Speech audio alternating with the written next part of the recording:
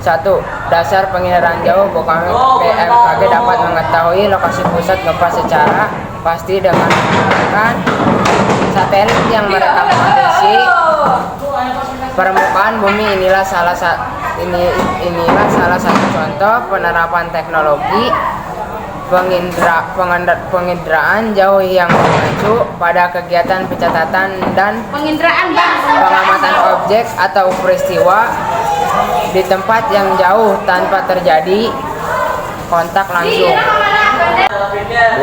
Definisi penginderaan jauh. Penginderaan jauh adalah ilmu seni dan teknik untuk merekam suatu benda, gejala, dan area dari jarak jauh tanpa kontak langsung atau bersinggungan dengan alat penginderaan berupa sensor buatan. 3. Komponen penginderaan jauh. Penginderaan jauh memerlukan serangkaian komponen yang saling bekerja secara terkoordinasi untuk memperoleh informasi geosfer yang diperlukan. Komponen tersebut diantaranya adalah A. Sumber tenaga. Sumber tenaga berfungsi agar sensor dapat merekam objek dari cahaya yang dipantulkan oleh subjek. Sumber tenaga yang digunakan yaitu tenaga elektromagnetik. Sumber utamanya adalah matahari atau tenaga buatan. Oleh karena itu, dikenal adanya 1. Penginderaan jauh sistem pasif. Penginderaan ini memanfaatkan pantulan sinar matahari sehingga perekaman hanya bisa dilakukan siang hari dengan cuaca cerah. Yang kedua, penginderaan jauh sistem aktif. Penginderaan ini memanfaatkan tenaga buatan yang memungkinkan perekaman dapat dilakukan siang atau malam dengan berbagai kondisi cuaca. Berperan menghambat atau mengganggu tenaga sinar matahari yang datang melalui serapan, pantulan, dan hamburan atmosfer bersifat selektif terhadap panjang gelombang hambatan atmosfer disebabkan oleh debu, uap, air, dan gas. Hanya sebagian kecil spektrum elektromagnetik yang dapat membuat atmosfer sampai ke permukaan bumi, yaitu jendela atmosfer. Jendela atmosfer yang paling banyak digunakan adalah spektrum tampak yang memiliki panjang gelombang 0,4 mikrometer hingga 0,7 mikrometer. C.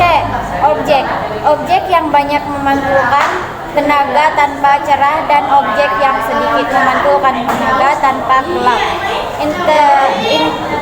Interaksi tenaga dan objek memiliki 3 ciri, yaitu 1. Ciri spektral, yaitu berdasarkan pada perbedaan panjang gelombang. Contohnya, pengenalan pertama objek berdasarkan kecerahan dan warnanya.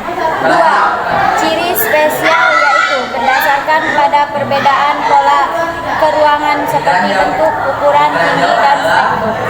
D. Sensor, yaitu benda yang digunakan untuk melacak, mendeteksi, dan merekam objek di alam dalam jangkauan tertentu dan berfungsi untuk menerima serta merekam tenaga yang datang dari suatu objek. Kemampuan sensor dalam merekam objek terkecil disebut resolusi spesial. Berdasarkan proses perekamannya, sensor dibedakan menjadi 2, yaitu sensor fotografik berupa kamera dengan menggunakan film sebagai detektornya yang bekerja pada spektrum tampak dan hasilnya berupa foto udara.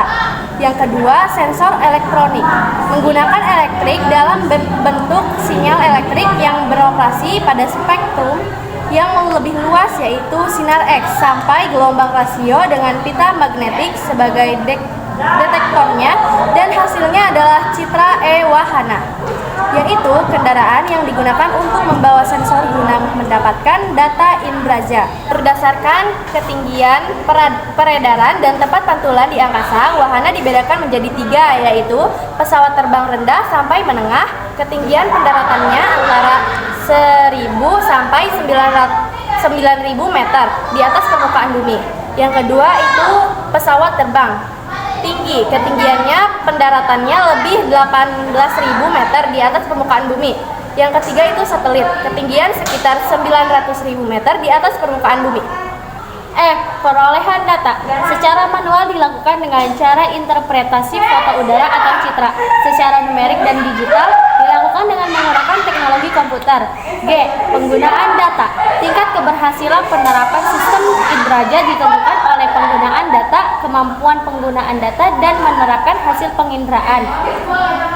Hasil penginderaan jauh dipengaruhi pengetahuan yang mendalam tentang disiplin ilmu masing-masing. Data yang sama dapat digunakan untuk mencari informasi yang berbeda, tergantung tujuannya. Gambar ini menunjukkan kerja komponen-komponen penginderaan jauh sehingga menjadi suatu sistem. Ada sumber tenaga yakni sinar matahari atau gelombang mikro yang dipancarkan oleh satelit, dan atmosfer sebagai perantara sinar matahari yang datang hingga sampai permukaan bumi. Selanjutnya, objek atau permukaan bumi ini memantulkan sinar matahari yang kemudian direkam oleh sensor yang terdapat di wahana. Hasil dari proses ini berupa data. Data yang dihasilkan dapat berbentuk visual dan digital. Data ini kemudian digunakan oleh orang dan lembaga di bidang kehidupan.